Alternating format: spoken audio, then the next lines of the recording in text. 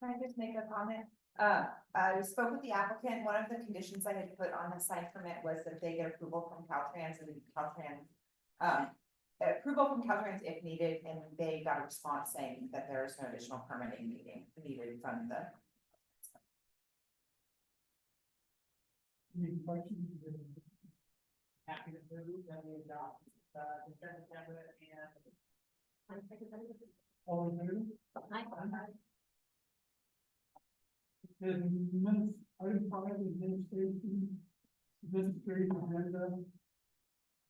Right? So before I jump into that, I wanted to welcome Lucy, our new planning commissioner. We appreciate you volunteering for your community or stepping up for your community. I don't know if you want to say anything or you don't have to. I don't want to. No, it's on very sweet, it's my first meeting. Okay, so administrative agenda.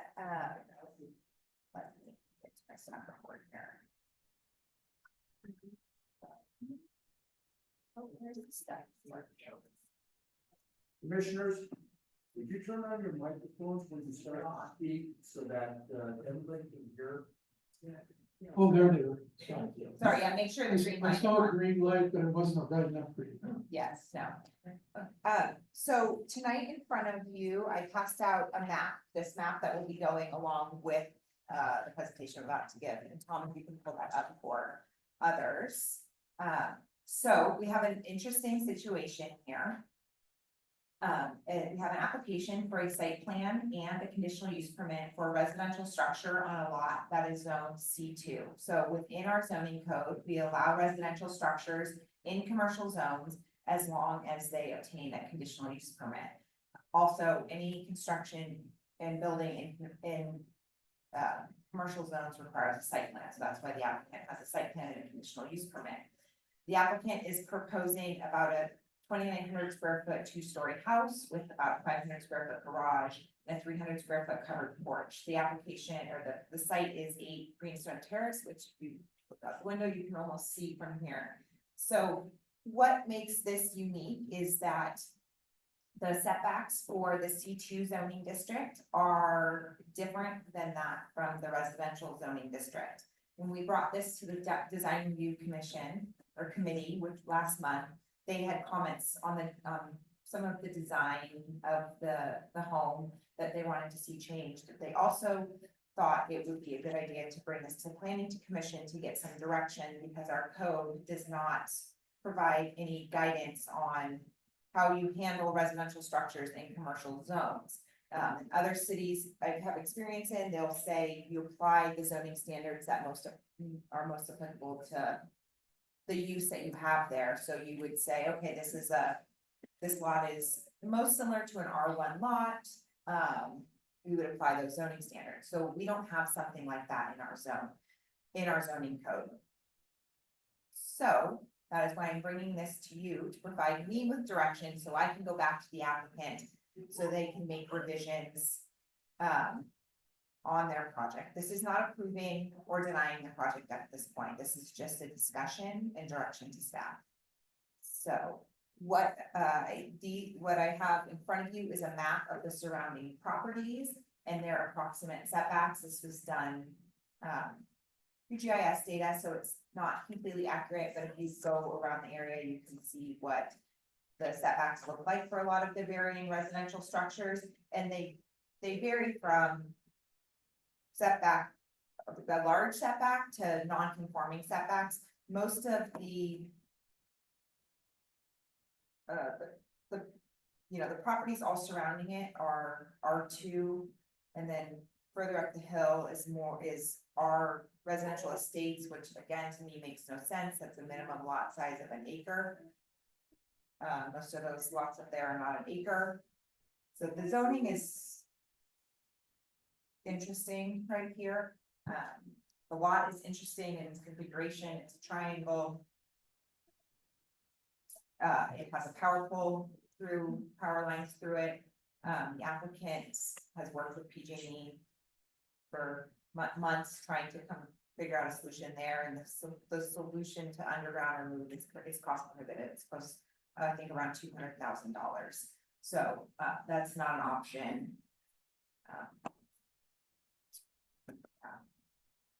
So I included a chart that has the different setbacks for the different zoning districts. So the residential zoning district that is closest to it is the RE, which has a 35-foot setback.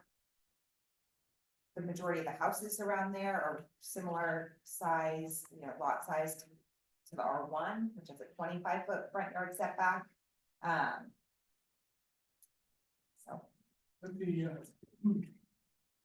city, there's a section of city setbacks that you meet what the neighborhood average setback. yeah, So you've got somebody across the street at 13.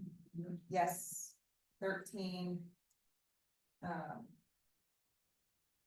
And the other interesting thing about this lot, because it is a triangle and we don't have anything in our code saying how you would determine the front yard setback, so. Sometimes it will say like where the lot meets a certain width or depth is where you would start your, you cut the tip of the triangle off. And then start your setbacks from there. So actually, I think if they did that and that was the front yard. Which that is, This one here. yeah, the direction This that is- their.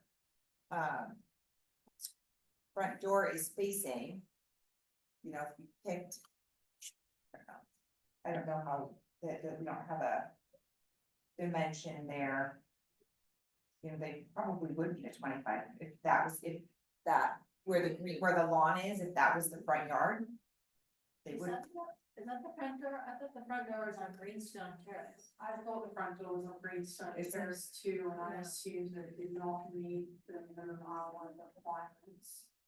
no, the front, no, they have, And so a lot of times you'll see things being scale on the front street, so it's interesting if you look at these houses on the map. The ones that are next to each other tend to have very similar setbacks, like you have the two with 11 feet. The two with like 20. You have the ones with large setbacks across the street, so I think it's about context as well. no, the front door, the front door is facing. Out to the corner, it is, Okay. yeah, And then the garage is facing Greenstone. yes. So there is an issue there, the code does require a 20-foot setback in front of garages, and that's just for a car to fit. All the way in, and typically you would. To make a lot more buildable, the front yard, it would be the narrower portion of the lot is where you would take make the front yard. Well, on this property, on the back, I guess it's back, opposite the point. The house that's back there has steps that lead down to the property. And how does that work? Is there an easement for that property? Is their property right up against those steps? Because that would, I they think, want to honor that neighbor's steps and keep that still accessible. yeah, I have not looked through the title report to see if there is some type of easement. My guess, just looking at the layout of these lots and the way that house is oriented, this is all probably one lot at some I point. think so. Because that house faces down, and I don't know exactly where the steps are on. Let's see. What about the house with the 80-foot setback? Yeah,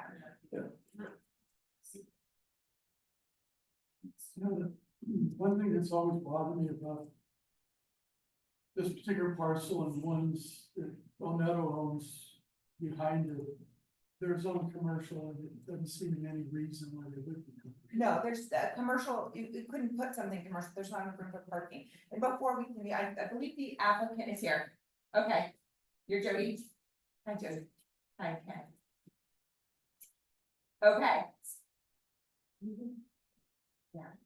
So I guess before Tom was here, we had a kind of a general plan zoning.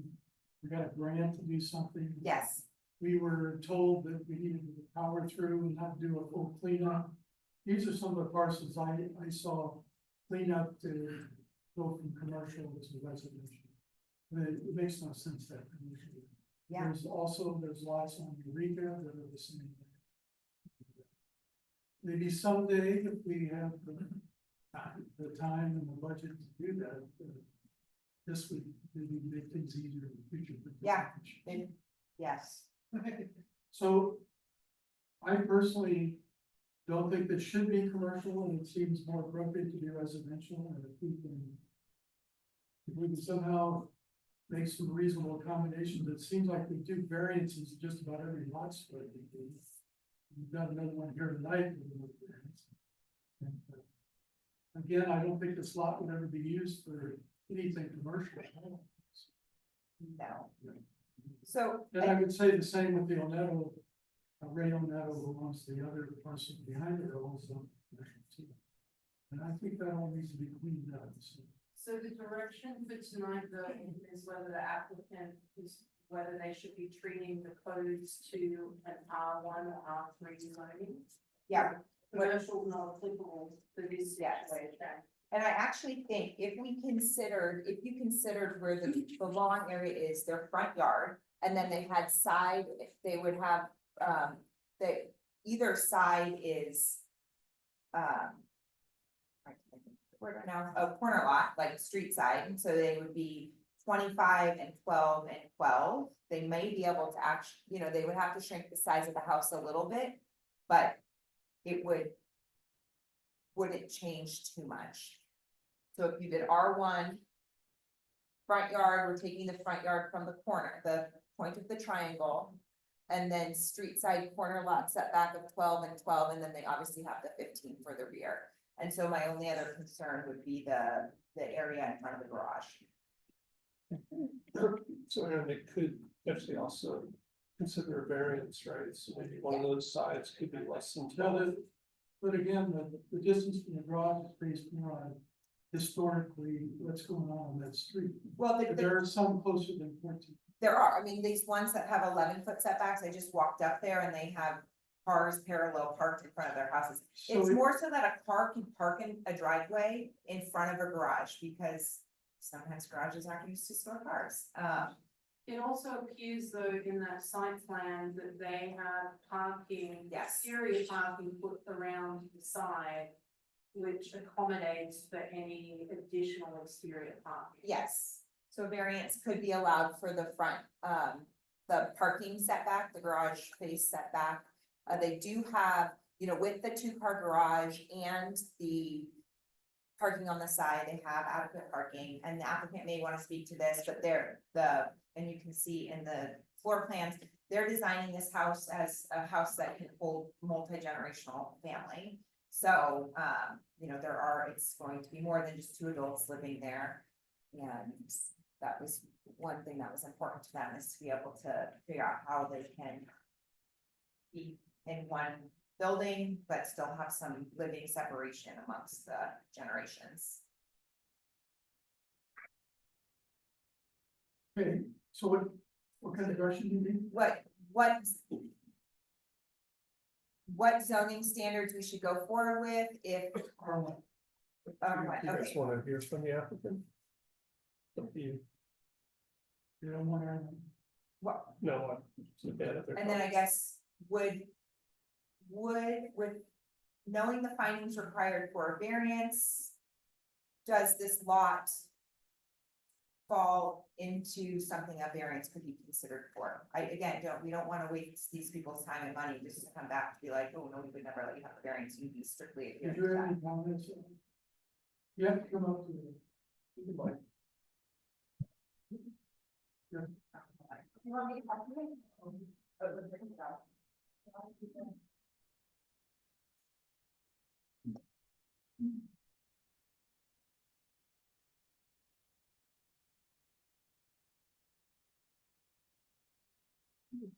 Turn that down. Yeah.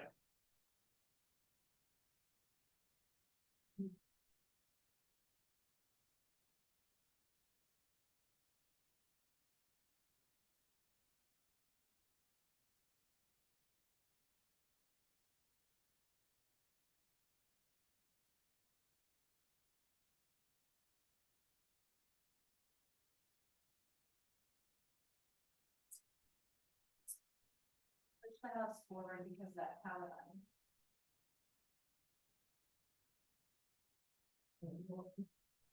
Yes, if you could, Yeah. turn around, go forward, roughly. No, I think where it is now, the house where it is now, it meets the setbacks for PG&E, right, that they're asking for. So they cannot push it back further because of the power line setbacks. We're not asking. We're not asking for any pushbacks. But it's Yeah. setback on either side. It's actually, this is part of the house, the back of the house. Already right up against the 14-foot PG&E setback. Okay, PG&E has us pushed down that's as far down as we can go with a reasonable sized house and trying to keep it, usable. We don't want to have 4-foot by 6-foot bedrooms. But that's what they told us. We asked if we could have, it's now a different process, commercial. It was zoned commercial C2, I think, in R4. And then the 23 was changed. So we can get a use permit, and we can have residential on a commercial lot with, that can keep the commercial setback. yeah, That's what this design was based on, being able to have it only 5 feet on the side and keeping the 25 in the front and 10 in the back, but with PG&E, we're forced even farther down. Well, I think it's general consent. I don't want to speak for everybody. I think we think it should be treated as R1 and I'm willing to issue variances to make it fit. to consider variance Yeah. with Consider the it information, variance. okay. So it seems to me that you would be able to move forward with it kind of the way it's designed right now. Yeah, Is and that- I just, by looking at the site plan, we may just need some more concrete numbers in here. We have approximates and it's showing a 5-foot setback and then this is approximately 7 feet, but it looks twice as big as the approximately 5 feet. So it may just be helpful for both the commission and the design review committee to have a surveyor go out there and just mark the points of the house. So we can see what does it look like, or kind of get the commission will be able to get a better understanding of how close to the street it actually will be. And if that feels in conformance with the neighboring properties, or if it feels totally out of place. So, Jody, I'll follow up with you about what I wanna see on this map and what more detail we need to see kind of what changes we'll have him make. But it sounds like the commission is willing to consider a variance along with this, so. Okay? Yeah, we'll follow up. Thank you. Thanks, kind of, you last. Okay, item number 6, public hearings, conditional use permit, short-term rental, 85 Bell Street. Okay. Before I start, you should have received a email or a letter from a neighbor who I believe is online, but not here in person. So the applicant is requesting a conditional use permit for a short-term rental at 85 Broad. It's a 3-bedroom, 1-bathroom house. And they do have the required 3 spaces in tandem on their driveway. So this is application. This may be out of order. This is either number 18 or 19. I'm not sure what order the staff reports got put in, but short-term rentals that have been approved over the years, and we will be actually reporting back to the city council here shortly, since we're approaching that 20 number. Short-term rentals are allowed in residential zoning districts as long as they obtain a conditional use permit.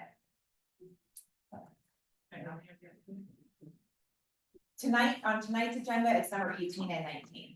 So this one says 19, and I think there's 17, yeah.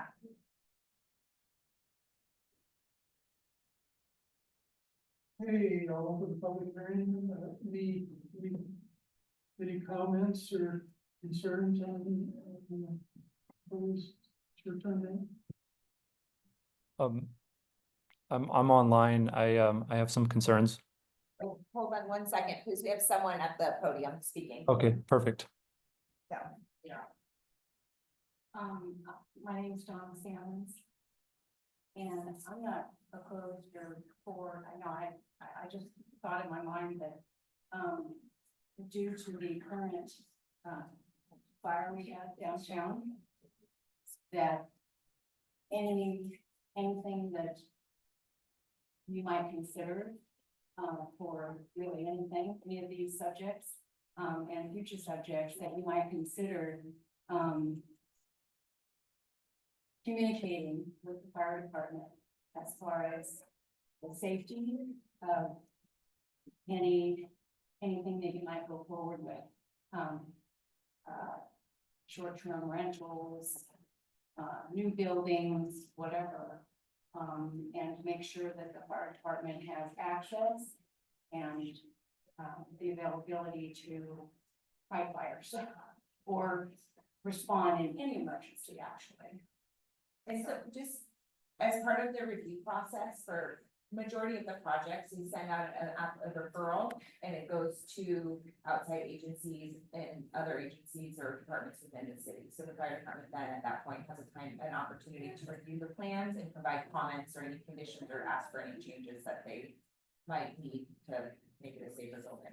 Okay, well, that's good, because I know that, a couple years ago, a firefighter, gentleman came through town with a little iPad computer, and he was going basically door to door, and he was figuring out who lived where all the firefighting extinguishers were on exterior buildings, and make sure things were in code, and how many people were in each apartment, because we have a lot of apartments upstairs downtown, and it was a wonderful feeling when that building went up.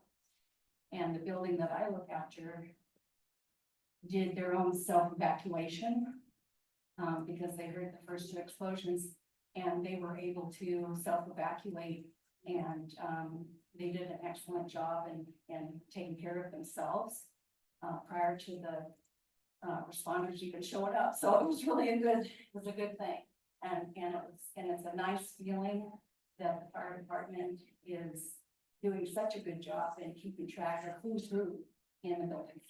So I just wanted to end with that compliment. And thank you very much. Anybody else? Is the owner here tonight?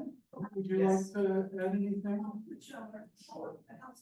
Yeah. Well, no, that's okay. This is a quick point on that. Oh, yes, okay. Just a quick point on the fire extinguisher and safety stuff. My plan is to go with this company called Vacasa to like kind of manage it. And they require there to be fire extinguishers like on each floor, and I think CO2 carbon monoxide sensor and smoke detector in each room and each floor as well. So, Great, thank you. Anybody else have comments on this project? Sure. You're ready. Come on up to the podium. You have to go up to the podium. Up here to the podium, next time. It's recorded, so. My name is Linda, and my son owns the house next door. We're wonderful neighbors. Right now we're on holiday. He tried to come in on Zoom, but because my granddaughter said they're on holiday, school break home. My only concern, the great neighbors, my only concern is noise level.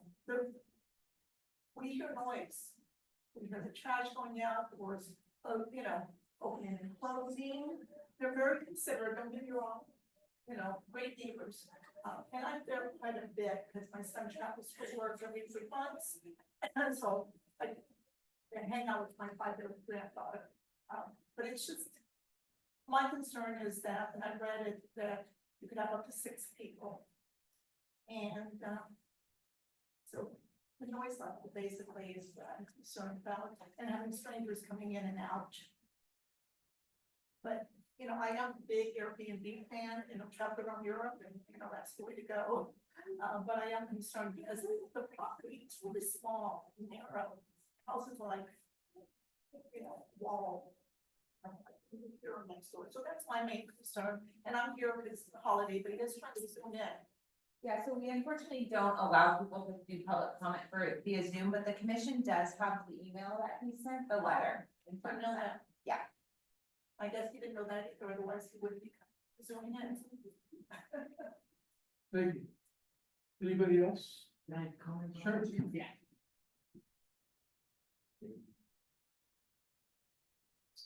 Yes, hello, sorry I didn't say it the first time, my name is Troy Fine, and I own the house. And additionally, this Vacasa company, they can, one of the services they provide is actually noise monitoring. And like how many people are in the house.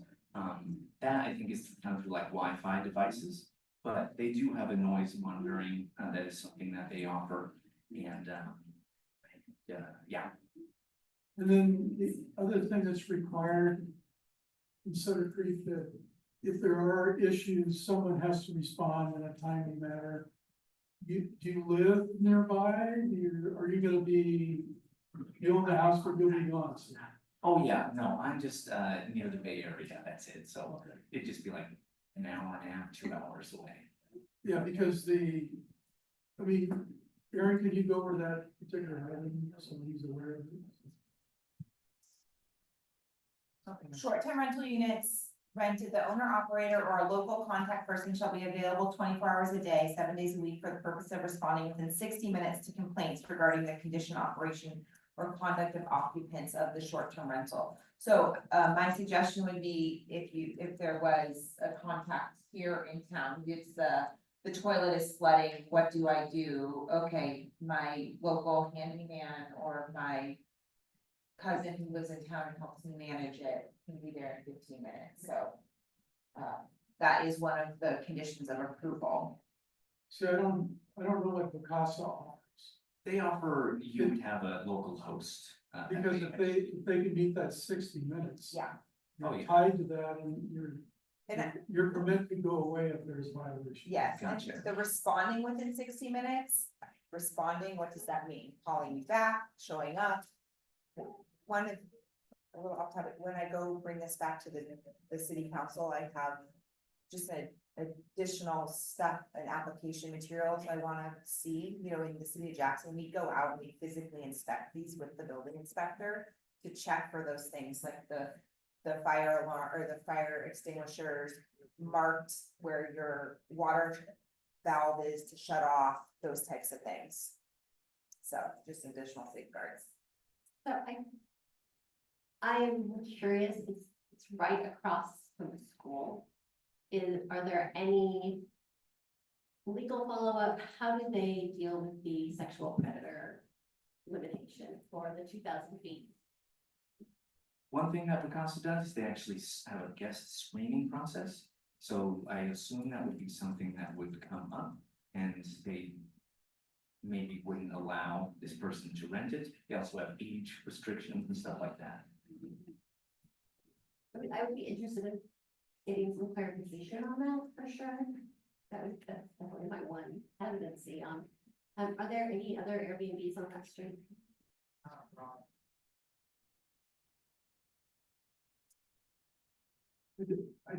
I don't believe, I've rented places and Lucasa's managed them, and I don't think they did a background check on me, and I'm a pretty shady character. So they managed to know what's up. I would find it hard to believe that they would do that kind of, they may find out if they've had problems with this particular person running in the past, but I think that would be the extent. You're not gonna run back. So anyway, I hadn't thought of that. Yeah, certainly follow up with the person I've been talking to. No, like I wouldn't be comfortable with, having an Airbnb across the street from my kids and having people going in and out, in and out. When your neighbor has a 5-year-old child too, that's something to keep in mind. And again, huge Airbnb fan. Right, thank you. Any other Thank you. comments? From anybody? You know, just about the noise, and that's kind of covered on 12. As well, happening to respond. Probably 10, 15 minutes. You know, the, If you call it for the day. yeah, the biggest thing I have with short-term rentals is I think we need to start talking about how many we have. I think the bigger issue is the lack of housing in the community. Every time you do a short-term rental, that's one less that's available Yeah. long-term. And that's what a lot of communities are dealing with, is how much of this you want to do. So, they're great, I use them, a lot of people use them. The only other thing that I try to tell people the way I feel is you could get a long-term rental in here, and they could be the renters from hell. And if you have a short-term rental, they may be a renter for hell for 2 days. And the fact that the houses are close together means that doesn't matter who lives there, you're probably gonna get it. So I kind of struggle with it. I think the biggest thing I worry about is the housing available with the rents for long term. So anyway, those are my standard comments on this. Anyway, I'll close the public hearing. And then, any other comments on the planning commission? Hey, I apologize. I was told I was able to speak. I went to City Hall and they said I could zoom in and I could speak, and I prepared something. I do live next door. I know you got my letter, so it'll be similar, but Yeah, there's sorry, we really don't allow. Sorry, really don't allow comment general. Anyway, so any other comments? So, this is on condition of a conditional use. Could we put, if we do motion to approve conditions in there that there is a map provided of all emergency shutoffs and utilities, as well as locations for extinguishers? And again, the conditional uses appropriate noise, ensuring that that is, we have city ordinances. Well, the conditions of approval kind of cover all these things, and then I agree with Aaron. I think response is a nebulous type term. I would think you want somebody there within an hour to deal with the issue. That's why 12, I mean, the 12th edition, especially on noise, really talks about any applicable law, rule, or regulation pertaining to use. Occupancy to short-term rental, respond immediately within 60 minutes. Immediately call to prevent occurrence of such conduct by responsible person and occupant. Failure of the owner to respond. Permit get pulled. I mean, that's what I would kind of, I look at that and I talk to a few different people in the community about that, and that's really the biggest thing. If there is noise, it is a constant occurrence. We take away the permit. So there's already.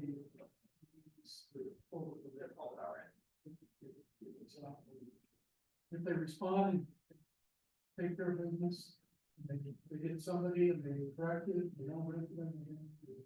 If someone's outside talking loud, I mean, that's too loud, but then as long as you tell them to be quiet and they respond appropriately, that's. You have to let people talk.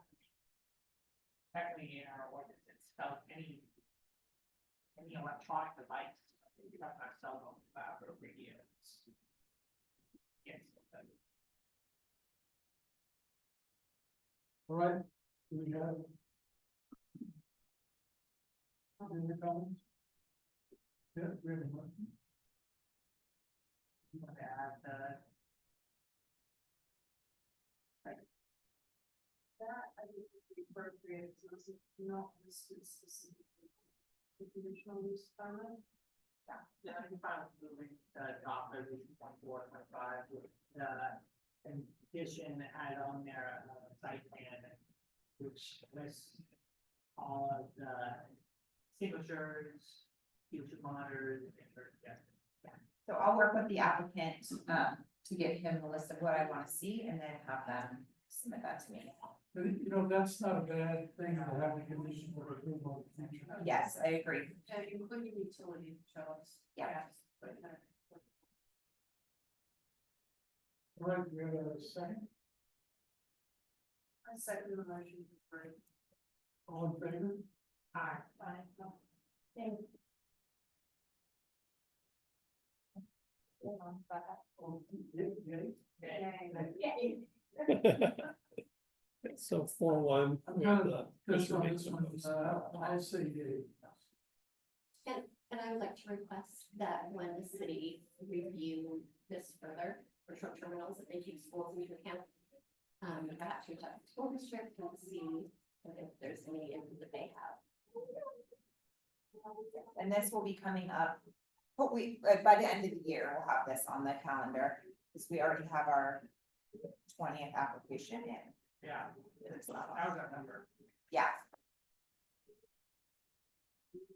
So, All right, thank you. okay. Next item is another short-term rental on 92 Avenue. Yeah. I'm gonna have to step down because Okay. I'll go outside. So it's again, same thing, a conditional use permit for short-term rental at 193 Badger Street. The applicant has a 4-bedroom, 4-bath house. But will not be renting out all of that. There's a bedroom or studio that is not going to be rented, so that is someone that is living on site. So how many bedrooms? 3. Okay. 3 bedrooms, 6 people total, 3 parking spots required, and they have all of those, they meet all of those, requirements. Is the person that's living on site the person that's managing the property?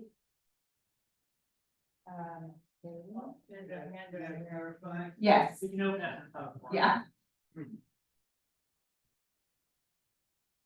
My name is Doug Spainhour. I own 193 Badger. My sister-in-law lives in a garage apartment above the garage.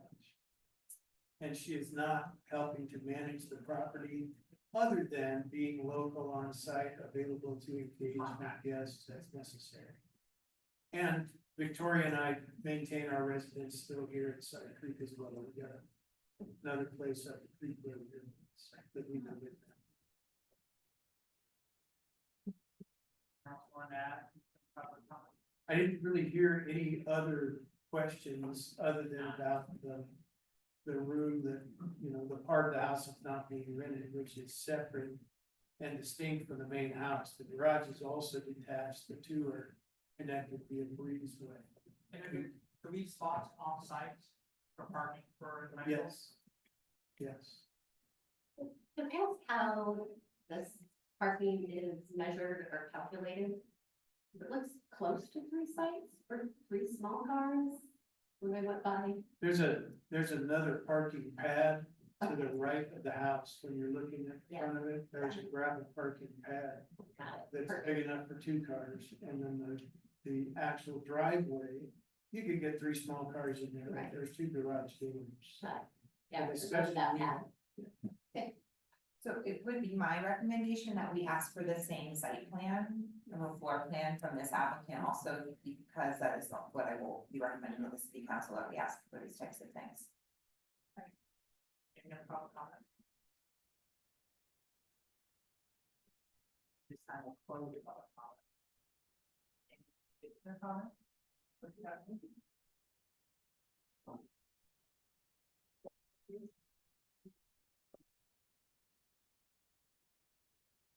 Okay, Thank you. thank you. No other comment? I'll motion to approve with the site plan adjustment. Second. All those in favor? Aye. Aye. Any opposed?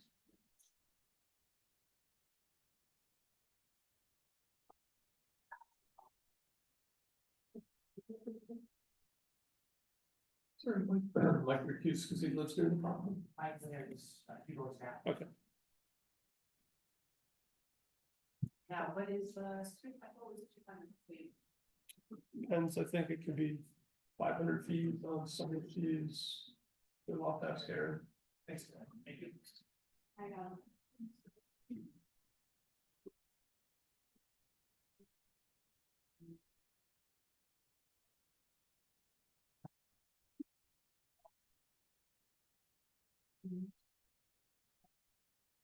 No, they're coming around. I didn't know it was walking.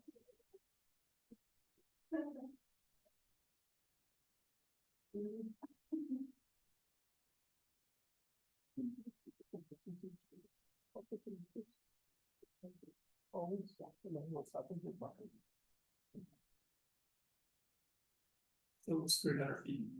300 feet? Yeah.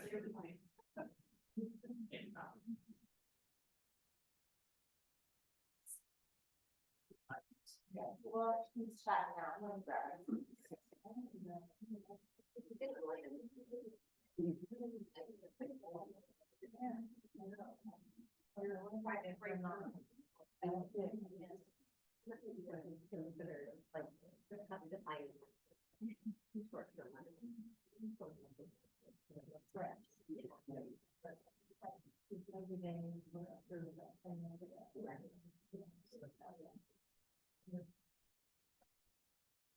Not the door, but the door was locked. And then I got to meet my neighbors.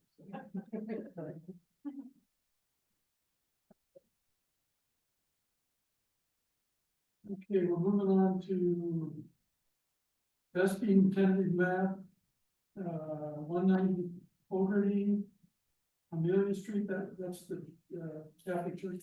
Yes, so staff tonight is recommending you conduct a public hearing, find that the project is categorically exempt, and then adopt resolution, approving of that same tentative map 2920 based on the recommended findings and the conditions of approval. So this is a little bit of an interesting one. It's the Catholic Church on the corner, or on Amelia and Fogarty. The church has been working for about 10, or no, closer to 20 years to abandon Fogarty Road right there. If you went out and visited, that's the road with the steps coming down it. So it's not, doesn't function as a road anymore. And there was discussion a long time ago about fire turnaround, and requesting a big fire bulb or turnaround there. Then the fire department says they don't need that, and it would have eaten up the parking lot. So they've been working with the fire department and the neighbor. That was another hurdle they needed to get over, is the neighbor still wanted access to be able to back out of their driveway and turn around. So what they are doing is, doing a parcel map to split from, they have 2 parcels currently, but 3 APNs. They're going to 3 parcels, and then after that, they'll actually come back, not to the planning commission, because it doesn't require planning commission approval, to do a boundary line adjustment to adjust. Can you just scroll up, Tom? Just a second. Okay, yes, right now. The boundary line adjustment that will then abandon that portion of Fogarty right there. And provides the easements for the applicant, or not the applicant, the neighbor, to be able to drive through the parking lot out onto Spanish Street.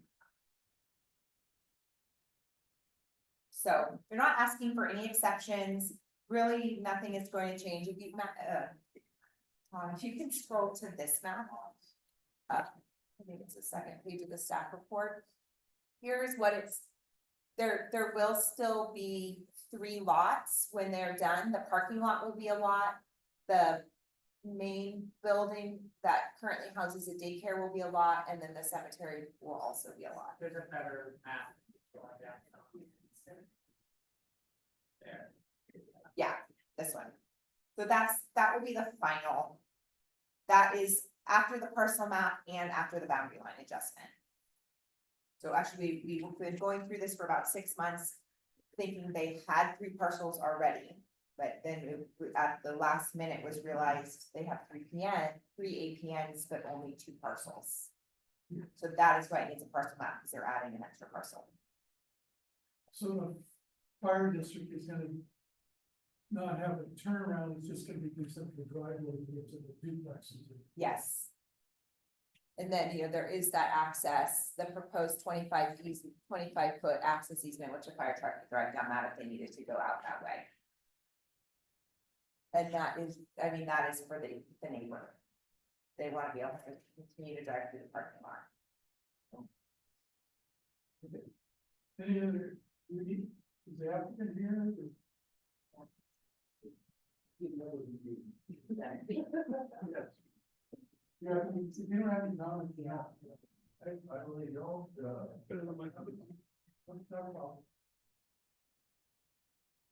I'm Jim Olvera, I'm the state Catholic parish, which includes Immaculate Conception Church and the hall that's being discussed.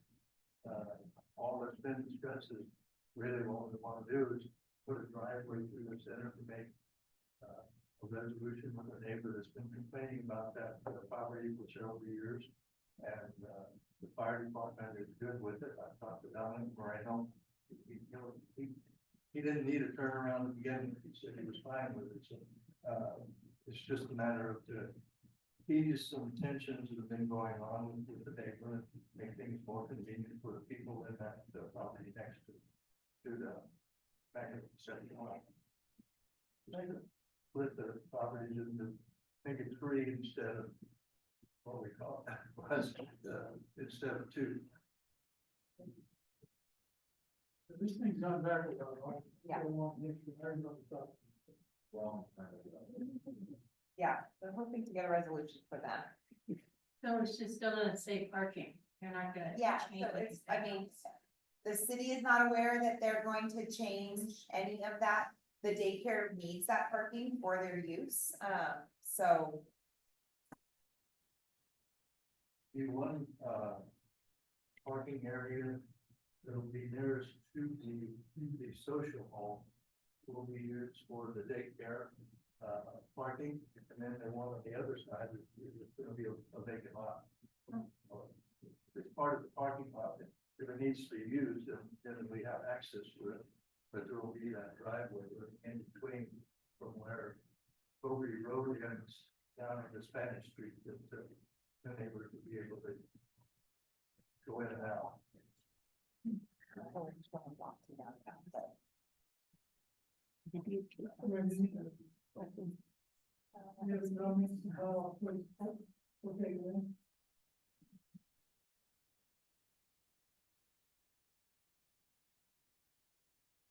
John Cameron again.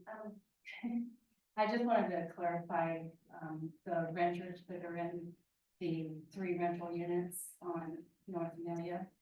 The problem with that driveway is that they literally, it's at an angle, it's so weird that if they don't, and they park in the carports, and then they have to back the whole length of the property.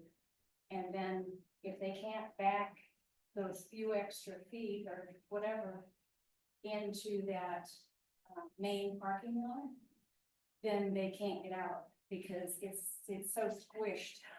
The North Amelia, it has like a tarmac berm and then a ditch, so they can't back the length of a car.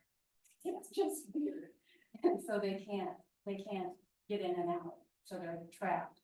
So that's why the neighbors are having issues. The renters can't move their vehicles in and out without access to that. And then plus there was a long time concern of, to make sure that the fire trucks are so big and everything that they could drive through. So anyway, I just wanted to clarify that the renters literally couldn't get out their driveways without that extra access. They'd be trapped. Thank you.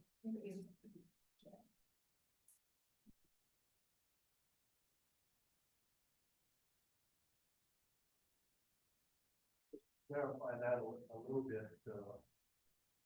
We're gonna take down part of the fence that's there now, and that berm that the lady here mentioned, that's gonna be actually a driveway.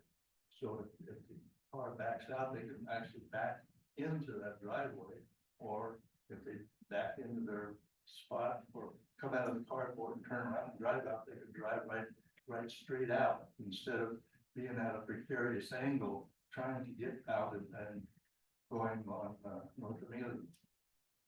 And also they'll be able to just drive straight across to get down to Spanish Street on that direction. Any other comments, on public hearing, any other questions from the? We have a motion.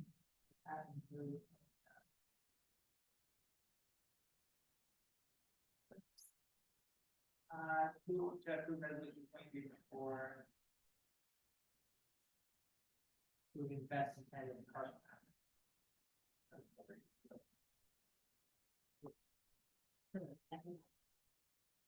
All in favor? Uh, Any opposed? All right. Okay, the next one.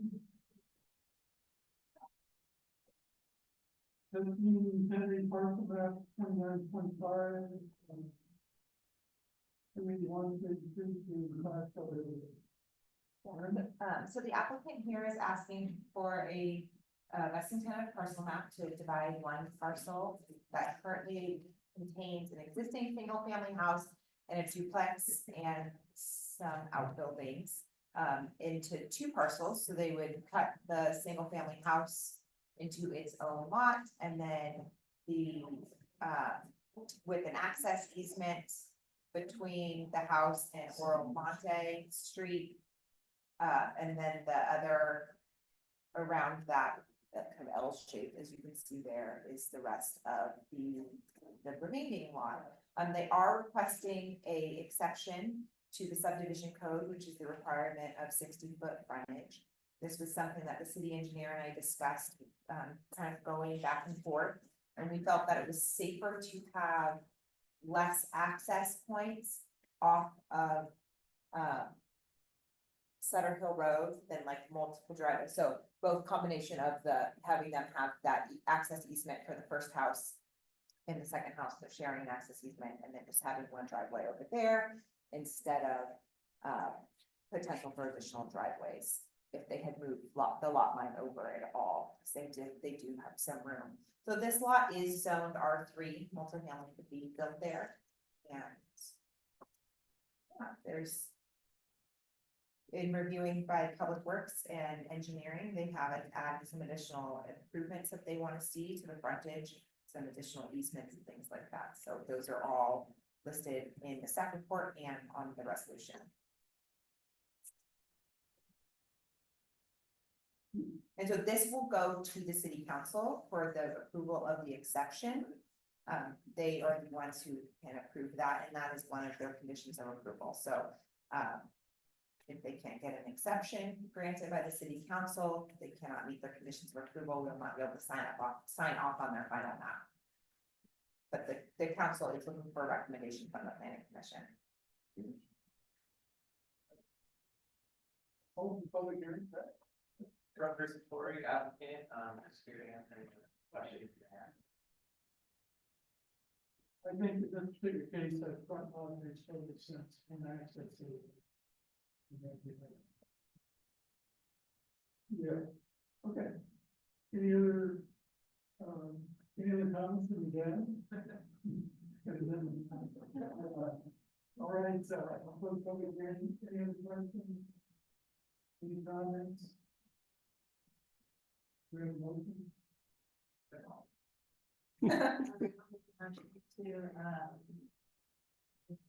Resolution.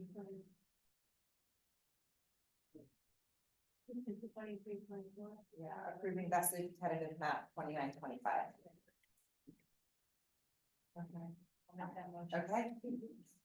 Okay. All in favor? Any opposed? All right, thank you. Right, so this will most likely go to the city council next Monday. Yeah.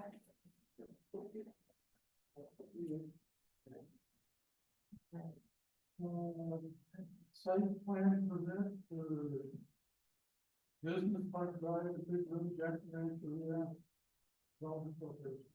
Yeah, so the rancher is requesting a site plan permit to construct, which not really, to construct an RV storage facility, which will be right in front of the mini storage facility that they had approved about 2 years ago, and that is up and built. They're proposing 76 parking units, RV spots on the new facility. that business park drive is actually a private road, the city never accepted it as our own road, so, and I believe it was because it was not up to city standards. It is a light industrial zoning, an RV storage facility is an allowed use within that. There is existing fencing along portions of the lot, and then the fencing obviously around the mini storage. But my goal for this is for it to look like one business. And so when the mini storage was approved, it was approved with the condition that there be a little decorative fencing and a little bit of landscaping in the front. The rancheria did not provide us a landscape plan. They did say that they would move the gate forward. My recommendation is that we require the same landscaping up at the front, so that then becomes the front of this project, and it is one storage facility, not two, so there would be gates. What we do with vegetation requirements, we told them on that. I know we did vegetation requests on the other RV park, they're not. Yeah, so it would need to be in before they get their final, and in this case. I mean, there's not, they're not constructing a building, so the gate would require a building permit and a final. If it lasts more than a couple months, that unfortunately we don't have any follow-up, so again, not looking for lush green planting, but something nice and decorative, refreshed bark, nice fencing. Does the city have any policy on native plants? Good question. We were just talking about that, I mean, this is a commercial property, so it would have to be water tolerant. Yes, plants, right? and that is what the other landscaping there is, or was required to be. Yeah. And so for the conditions of approval, I took, most of these are from or similar to what was required of the mini storage, so. No storing outside of the facilities. You can have your RV, but you can't have all your other stuff hanging out there. You cannot live inside the RVs. You cannot dump your sewage there. Things like that. AWA had some conditions of approval regarding facilities that are currently existing on the site. And yeah, I don't think there's any other really big ones. Just that we would, yeah, the condition that they would provide a landscape plan, and I would approve it unless the planning commission wanted to look at it again or send it to design review, but with the mini storage, it was just at a staff level. So we could be the seven car dealerships and we could be the next storage. Or There's no revenue in that, no sales tax.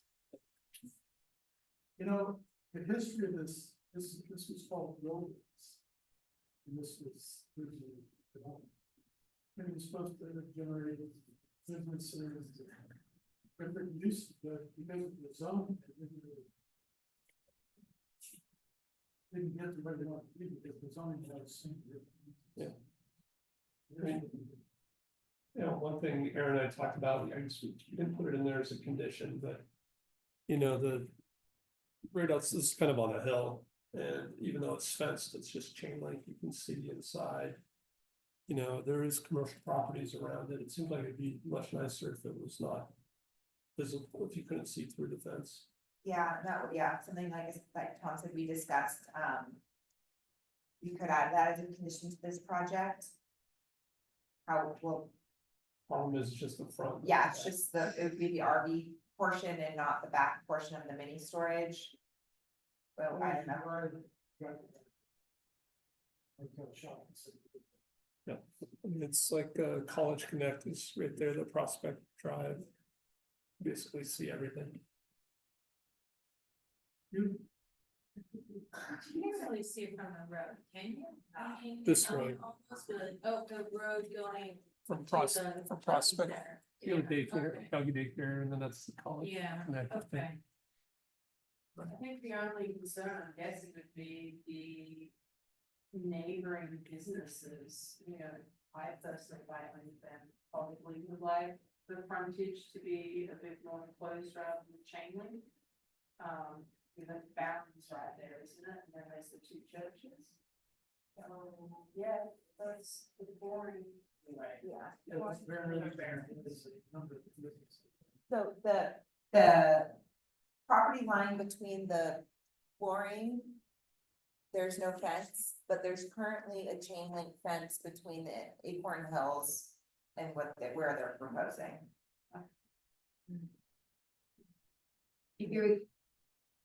If you require a fence, you require one type of fence versus just.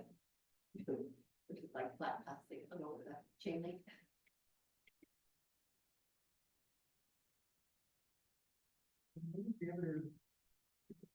Church. New life, Christian center. They haven't played around that. Yeah. Oh, back there? Manufacturing, is that part of the manufacturing? Or manufacturing?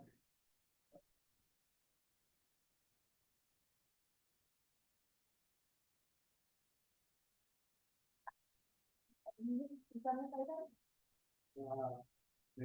Okay. Okay, okay. Ray Christopher, Senate Superior. I have the RV storage stuff on the street. This looks like a pretty nice thing.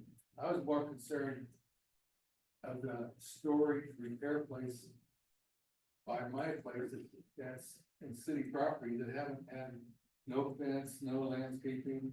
And here they took out a permit and they're doing a good job, it looks like to me. But like, where my property is, and like the mess I got up there, it's just another, well,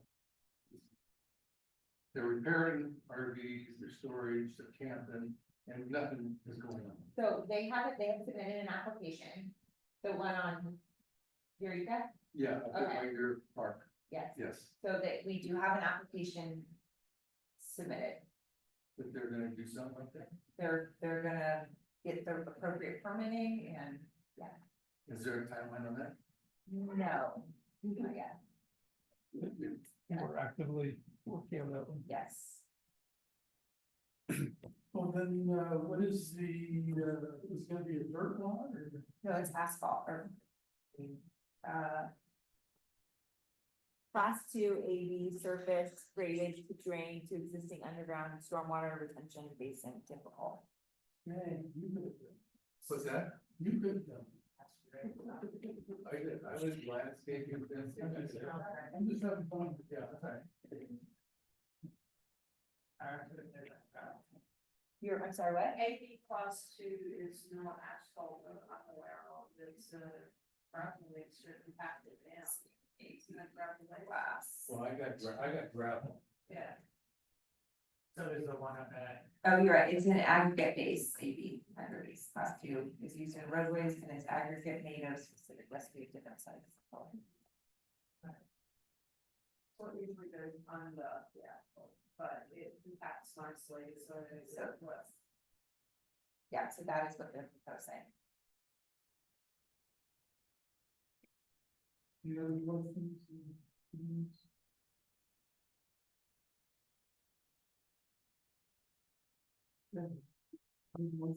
Motion to approve resolution 24-253,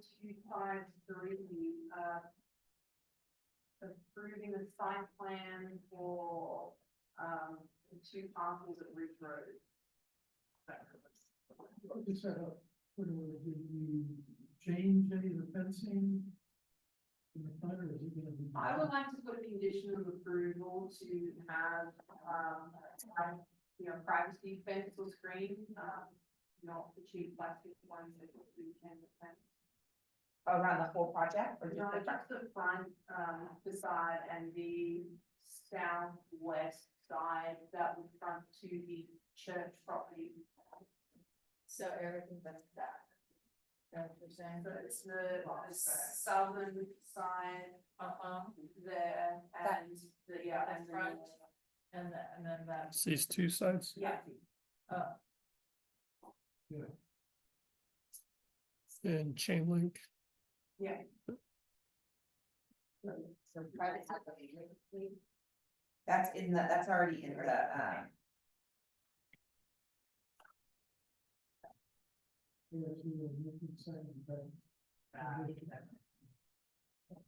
All in favor? I, Any opposed? Right, God, you guys covered a lot of business in an hour. I know.